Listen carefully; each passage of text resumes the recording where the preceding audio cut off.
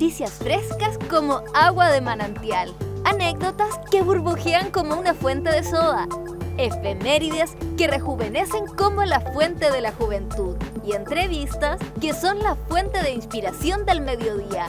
Ciencia, noticias, cultura, música, entrevistas y cine son algunas de las vertientes que nos reúnen en torno a una conversación cotidiana, entretenida e informativa.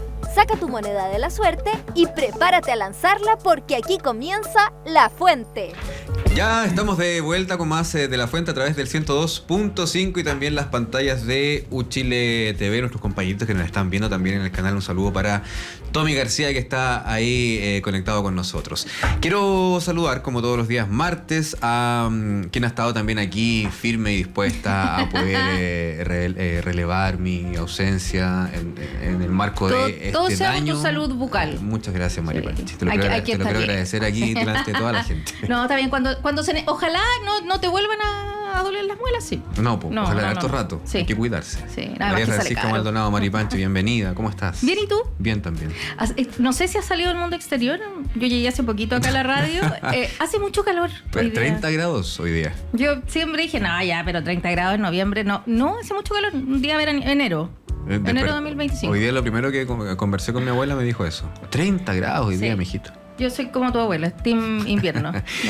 Mari Panchi, estamos con un tremendo entrevistado, académico del Departamento de Sociología de la Facultad de Ciencias Sociales, integrante del Colaboratorio de Investigación de Ciencias Sociales y director del Núcleo Milenio en Política Laboral y Vida Familiar y Colectiva de la Universidad de Chile, Pablo Pérez. Pablo, bienvenido. ¿Cómo estás? Hola, ¿qué tal? Muy bien, ¿ustedes? Hola, Pablo. Bien también. Estamos con Pablo porque vamos a hablar en el marco de los efectos de las leyes sobre conciliación de vida laboral familiar y reducción de jornada laboral en trabajadores chilenos que serán estudiados precisamente en el Núcleo Milenio. Pablo, ¿cuáles son las medidas que se han tomado a grandes rasgos para de alguna manera ir conciliando esto del trabajo, la familia? Sí, en grandes rasgos, en los últimos, yo diría, 3-4 años se han implementado varias leyes que de alguna manera regulan la práctica del teletrabajo y del trabajo a distancia. Las primeras leyes se comenzaron a implementar en el marco de la pandemia, fue, digamos, una medida de excepción, pero después se implementó la política el año pasado, se aprobó la política de conciliación de vida laboral y familiar, que comenzó a ser implementada este año, y además el año pasado, algo muy importante, se aprobó también la ley de reducción de jornada laboral. La de las 40 horas. La de las 40 horas que comenzó a ser implementada en abril de este año. Sí. Y de alguna manera todas esas políticas, y particularmente las dos últimas que mencioné, tienen como objetivo fundamental el hacer más, por decirlo así, conciliable la vida laboral y la vida familiar de los trabajadores y las trabajadoras. Acá siempre hay como una barrera de contención entre los que toman las decisiones, el Parlamento, el empresariado, porque cuesta de alguna manera lograr que ellos entiendan lo importante que es tener más tiempo libre y que de alguna manera todos los estudios indican que tener menos horas de trabajo y más descanso es beneficioso para la vida laboral. Termina siendo uno termina siendo más eficiente, ¿no? Sí, más feliz, o sea, sí. Digámoslo. Absolutamente. De hecho, lo que muestra la evidencia internacional es precisamente eso. En los países donde se ha reducido la jornada laboral y donde se trabaja menos, tiende a ser más eficiente el trabajo y por lo tanto la empresa tiende a ser más productiva, precisamente porque se ha demostrado que no es necesario que uno esté 8 o 10 o 12 horas en el lugar de trabajo para hacer un trabajo que se podría hacer en 6 o 7 horas. Además, cuando se descansa más, uno en general tiende a trabajar de manera más que está más contento. Sí, y regenera, tiene más tiempo para regenerar, sí, reposar claro. el día. Y sí, claro. Efectivamente yo siento que es un tema, mientras te hago la pregunta, Pablo, te invito a que en tu palanca acá en la silla derecha, porque te veo muy arriba, lo puedas bajar un poquito de la silla. Ahí queda súper. Imagino que está bien ahí. ¿Ya? Sí, perfecto. Hay mucha altura. Súper, leí la mente. Que es un tema netamente, siento, sociocultural, un poquito más vieja escuela, si se le quiere, como en buen chileno, que tiene que ver con que hay que trabajar mucho para sentirse merecedor de tal o cual sueldo y ser parte de un espacio laboral. Eso no es tan así, ¿no? Sí, o sea, no es tan así en el sentido en que, bueno, el avance de las nuevas tecnologías y la posibilidad, por ejemplo, en ciertos rubros de teletrabajar, también ha generado nuevas formas de vida laboral que son formas, digamos, son tendencias generales que están ocurriendo en todo el mundo y es necesario y bienvenido que en el país se esté legislando sobre eso. Y el núcleo en particular pretende estudiar, en primer lugar, qué tipo de consecuencias en el ámbito laboral pueden tener estas leyes, y en segundo lugar, qué tipo de consecuencias pueden tener a nivel familiar, porque ahí es otra la historia también que ocurre, y ahí hay una pregunta abierta que necesita ser respondida. Pero aquí hay una pregunta que me sopló la maripancha aquí, que en el fondo, ¿qué mejoras pueden haber también en la vida familiar a partir de estos cambios laborales? Es que en principio, y siempre se dice, hay una perspectiva que es más optimista, que dice que en la medida en que se reduce la jornada laboral o se facilita el teletrabajo, por ejemplo, es más factible que especialmente las mujeres puedan conciliar su vida laboral con su vida familiar. Ahora, hay una perspectiva que es menos optimista y que dice que está bien, hay más tiempo para estar en la casa, pero eso no significa que los arreglos de distribución de trabajo doméstico cambien. Claro, y ahí entra también el tema que se conversó mucho en el teletrabajo durante la pandemia. Exactamente. Y era que, claro, los hombres teletrabajaban en la casa, todo bien, disminuían su tiempo de traslado y todo, pero las mujeres, teniendo esta carga doméstica tan importante, les implicaba tener mucho más trabajo doméstico, los niños que mamá, ayúdame a hacer algo, y ahí les costaba de alguna manera conciliar esas dos cosas. Exactamente. Sí, y sobre todo porque la frontera entre la jornada de trabajo y la jornada, digamos, de trabajo doméstico se hace más difusa. Entonces, claro, uno puede estar en la casa resolviendo temas domésticos, pero en última instancia podría estar trabajando más, lo cual, digamos, iría, si era contraproducente con las orientaciones de las políticas mismas que se plantean para conciliar trabajo y familia. Es una pregunta que está abierta y que nosotros queremos investigar en el Núcleo Milenio. Además, lleváis un poquito de estrés también a la casa. O sea, claro. De hecho, sobre todo lo que se ha demostrado es que igual trabajar en el lugar de trabajo históricamente tuvo beneficios para los trabajadores, pero también para las trabajadoras, porque de algún modo las saca del hogar, genera vínculos de socialización con compañeros y compañeras de trabajo que de otra manera no se podrían generar estando en la casa. Entonces es un punto que actualmente a mí me llama la atención, que muchas veces no se discute o no se considera en el debate público. Pero sí, o sea, lo que se ha demostrado es que, digamos, la evolución de las sociedades occidentales fundamentalmente, asociada, por ejemplo, a que la mujer salió de la casa a trabajar al lugar de trabajo, fue un avance importante, en varios sentidos. Yeah. Y en ese sentido, ¿cómo se puede equilibrar en el caso de las mujeres en particular? Porque entendemos que en el caso de los hombres, de repente, con todo respeto a los hombres acá presentes, que son muy activos en sus labores domésticas, sabemos que la mujer se lleva más carga doméstica. Ahí lo fundamental es que disminuyan sus horas en las oficinas, o quizás lo que hacen algunas empresas, que puede ser algunos días presencial, otros días de teletrabajo.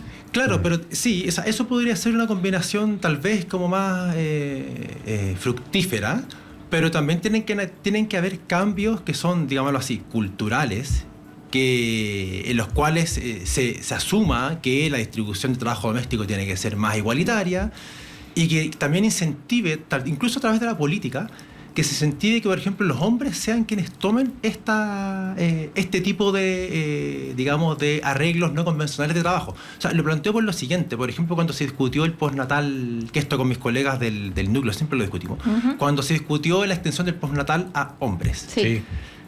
Está bien, se reconoció, pero en la práctica muy pocos hombres son los que toman el postnatal. Entonces el postnatal sigue siendo algo, digamos, para las mujeres. Claro, bueno, ahí hay un tema de lactancia. Hay un tema también sociocultural, volvemos atrás y al bloque anterior también, que yo siento que es parte, digamos, todavía de cómo se entiende cómo el funcionamiento laboral del hombre y la mujer, en la figura en que el hombre sale a trabajar y la mujer está en la casa, que hoy día descubrimos que es súper erróneo. O sea, y por dos cosas siento yo. Una, porque la mujer también debe tener un desarrollo laboral, salir del hogar, tener esta separación también que sea netamente doméstica. Claro. Y el hombre también eventualmente quiere ser parte también de este espacio de doméstico y de crianza, pero que bajo este paraguas de machismo se separan aún. Sí, absolutamente. Sí. Y por eso digo que también hay temas como, digámoslo así, culturales, que son más lentos de cambiar, pero que la política, en este caso la política laboral, podría incentivar esos cambios de alguna manera. A mí el postnatal para hombres me parece fantástico. Claro, pero ahí hay un tema que tiene que ver con la lactancia. O Sí, sea, bueno, sí. Es lo más beneficioso para los niños, entonces entre Claro, una cosa y otra. Tendría que ser obligatorio para ambos. Sí, de hecho, en muchos países europeos es obligatorio para ambos. Es que eso dice eso le sí, quería porque además la y fin de mujer historia. está agotadísima. Sí. Claro. Eso Proceso de mismo le quería lactancia. consultar. Sí. ¿Cómo funcionan los países más desarrollados, estos que siempre aparecen en las listas de los países más felices Los del mundo? Finlandia, los Noruega, Claro, los- ellos. ¿Cómo lo hacen con el tema? Tienen jornadas laborales muchísimo más cortas que las de acá de Sí. Chile al menos, pero ¿cómo lo hacen también con el tema doméstico? Y de la conciliación. Claro. Sí, es que en general en los países, digamos, OCDE, los países, no sé. Somos OCDE, ojo. Sí, claro, pero OCDE, digamos, europeo real. y sobre todo y países nórdicos. Este tipo de arreglos están reconocidos hace mucho tiempo en la legislación, pero la gran diferencia, y ese es un punto que nosotros queremos estudiar y que yo personalmente creo que es súper importante, en esos países, en general la relación laboral y los términos de la relación no se definen individualmente. Digamos, empleador-trabajador individual. Se definen entre empleador y sindicato. Y los sindicatos tienen un rol fundamental para establecer arreglos que sean beneficiosos para los trabajadores y las trabajadoras. Por ejemplo, en esos países es muy común, hace ya años, que los sindicatos incluyan dentro de sus negociaciones colectivas, por ejemplo, la demanda de conciliación trabajo-familia. Eso en Chile está ocurriendo en los sindicatos en los últimos años. De hecho, es común que es cada vez más común. Pero los sindicatos son más débiles acá. Y muchas veces este tipo de arreglos pasa por más la negociación individual más que colectiva. Claro. Y ese es un problema que yo creo que es fundamental. Sí, absolutamente. Y ahí las jefaturas también cumplen un rol fundamental, porque Sí. evidentemente les conviene mucho más fragmentar estos espacios y tener un tratado tú a tú, Sí. porque tengo distintos arreglos con tal o cual, que trabajar con este brazo fuerte, digamos, como un sindicato, que es una figura mucho más potente dentro de una, O sea, claro, de y que una de empresa. alguna manera equipara la desigualdad de poder. Así es. ¿Por qué los jefes, a propósito de aquello, tienen esta suerte de reticencia ante estas conciliaciones? Yo creo que hay que ver, digamos, puede variar mucho según tipo de trabajo, tipo de sector económico, pero en general está la idea que quien está trabajando desde la casa No está trabajando. está menos comprometido con el trabajo. Mm. Y probablemente nosotros sospechamos que esa idea ocurra, digamos, verticalmente, desde arriba hacia abajo, pero también hacia el lado, digamos, horizontalmente, entre trabajadores. Entre mis compañeros, digamos. Claro. Eso, insisto, como estos temas son muy nuevos, es una pregunta que hay que responder empíricamente, pero lo que nosotros sospechamos es que esta, digamos, penalización al teletrabajo, por decirlo así, también opera a nivel horizontal, Claro. entre colegas. Después de la pandemia no hubo una mejora con esa percepción. Hay muchas empresas que se dedicaron 100% a trabajar de manera teletrabajo y Remota. todo, y de a poco este año han ido volviendo, un día a la semana, 2 días a la semana, pese a que le significaba un gasto menor a las empresas tener a todos los equipos. O sea, dejaron de en el- rentar oficinas. Claro, Claro. Eso se debe a la idiosincrasia en la que estamos, como Es que- siempre mirando al del sí, lado, ¿qué está haciendo es el que del lado? Yo no sé si eso es tan idiosincrático Ya. o tal vez algo que tiene más que ver como con las prácticas ya establecidas y digamos, reguladas institucionalmente. O sea, por ejemplo, primero, hay sectores económicos donde la vuelta, digamos, donde el teletrabajo simplemente no funciona. Si uno trabaja en la construcción, en Claro. una faena. Entonces acá generalmente Claro. cuando uno habla de teletrabajo, uno habla de servicios y servicios que no impliquen atención directa a clientes. Por ejemplo, servicios de salud no puede teletrabajar. Ahora, en ese sentido, tal vez existen, y digamos, como es algo muy nuevo, esto es algo que tenemos que investigar. Probablemente está la creencia, como dije recién, de que quien teletrabaja se compromete menos con el trabajo, o que quien teletrabaja, en el fondo, no está dispuesto o dispuesta a rendir tal como uno rendiría si es que está siendo supervisada directamente. Entonces el problema del teletrabajo también está asociado directamente a un problema que es la supervisión, cómo se controla el trabajo. En la relación laboral clásica está el supervisor, Claro. el capataz, en fin, que define lo que hace el equipo. Cuando uno está, digamos, afuera, eso no se puede definir tan fácilmente. Y hay otro aspecto, que en general tampoco se habla, que tiene que ver con las posibles consecuencias entre colegas asociadas al teletrabajo. Cuando el teletrabajo se impone, por ejemplo, ¿qué pasa con los espacios de socialización en el lugar de trabajo? Claro. Probablemente se ven debilitados. Pero y ese espacio, Pablo, que me parece súper interesante, que tiene que ver en el fondo, en cómo se entiende el teletrabajo, en que me tienen que estar supervisando quizás para yo sentirme en rendimiento, digamos, tiene que ver también con una idea media paternalista, ¿no? Como de el golpecito en la espalda o el látigo también, claro, me dicen por dentro, como que tiene que estar dentro de este sistema para poder rendir. Es que se establece que sí, especialmente en los países donde existen relaciones más como, digamos, más jerárquicas. Ahora, ¿qué ocurre? Y nuevamente, volvemos al tema de los sindicatos. En los países donde los sindicatos son más fuertes, la percepción que tienen los trabajadores y las trabajadoras de su grado de autonomía en el lugar de trabajo es mayor. Porque se valoran más esas cosas. Y ahí puede que tenga que ver con que acá en Chile siempre hemos funcionado con este sistema de turnos. Yo trabajo de 8 a 6, lo que haga de 8 a 6, y no como con la idea de objetivos. O sea, como Google. Claro, entonces si yo tengo que, por ejemplo, pongo un ejemplo, yo tengo que venir a la fuente, hacer el programa, además tengo que generar 2 notas. Si me demoro 2 horas en hacerla, me demoro 6 horas en hacerla, es problema mío, pero uno debería cumplir con el objetivo que te plantean más que trabajar porque yo podría estar de 9 a 6 sin hacer nada también en la oficina, se los aseguro. Claro. No es muy habitual, pero podría. Si después de las 6 nadie me habla. No, nadie me raja de tabla. Claro, es distinto. Yo sé que el escenario de las comunicaciones es muy distinto, pero deberíamos quizás plantearnos esa idea de los objetivos más que de los horarios de trabajo. Sí. Yo creo que en principio sí, pero nuevamente eso también tiene, digamos, ese es un arma de doble filo, en el sentido en que cuando no existen instancias colectivas como los sindicatos que pueden negociar de manera más o menos simétrica los términos de la relación laboral, la ausencia de horarios también se puede traducir o puede abrir la ventana para ciertos abusos. No sé, que te estén escribiendo a las 8 o 9 de la noche para pedirte algo para mañana.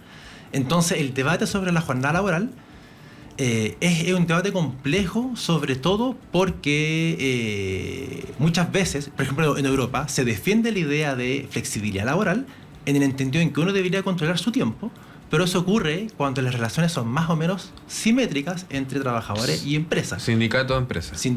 Cuando hay relaciones, por eso digo un poco simétricas. Sí. Cuando las relaciones son asimétricas, lo que ocurre en la práctica, como en Chile, es que muchas veces los empleadores definen los términos, por ejemplo, el inicio de la jornada del trabajo, o cuando se establece la flexibilidad en el horario de trabajo, en la práctica eso se traduce que uno está trabajando 12 horas, porque está recibiendo mensajes del jefe, claro, del supervisor.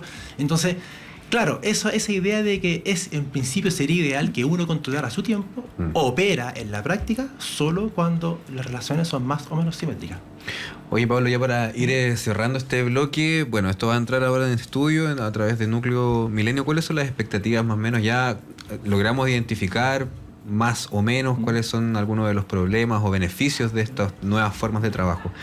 ¿Qué es lo que vislumbran ustedes de aquí en más? Nosotros, bueno, vamos a comenzar con un trabajo de campo que es bien ambicioso en marzo del próximo año, que implica aplicar encuestas en varias empresas, encuestas longitudinales, que son en el fondo encuestas que se repiten, digamos, el cuestionario a las mismas personas en varios periodos de tiempo para ver si es que sus actitudes han ido cambiando o no, claro, en la medida en que va cambiando su modalidad de trabajo. Al mismo tiempo tenemos una fase que es similar pero cualitativa, con entrevistas en profundidad, con historia de vida.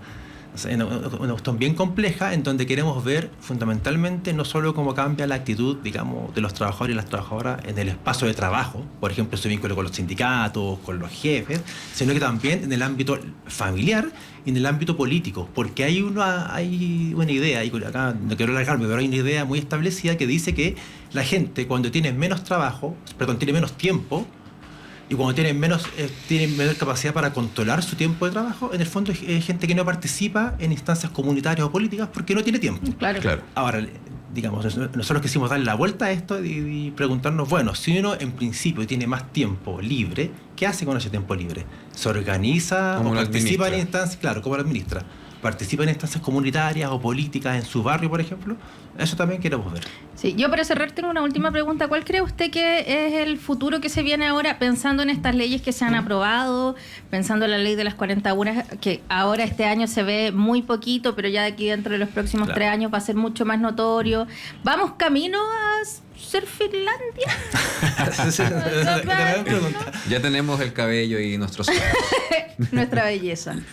Sé que no tengo tiempo para expandirme en esto, pero mi respuesta sería, si queremos avanzar hacia ser Finlandia o hacia ser Noruega, tenemos que cambiar el sistema de negociación colectiva y las leyes que regulan los sindicatos. técnicamente el gobierno va a enviar al Parlamento a fin de año un proyecto de ley para cambiar el sistema de negociación colectiva, para generar un sistema multinivel. Vamos a ver qué pasa, pero yo creo que hacia allá tiene que... Bueno, y la evidencia internacional muestra que hacia allá tienen que también avanzar las políticas, porque no sirve... O sea, sirve, pero no es...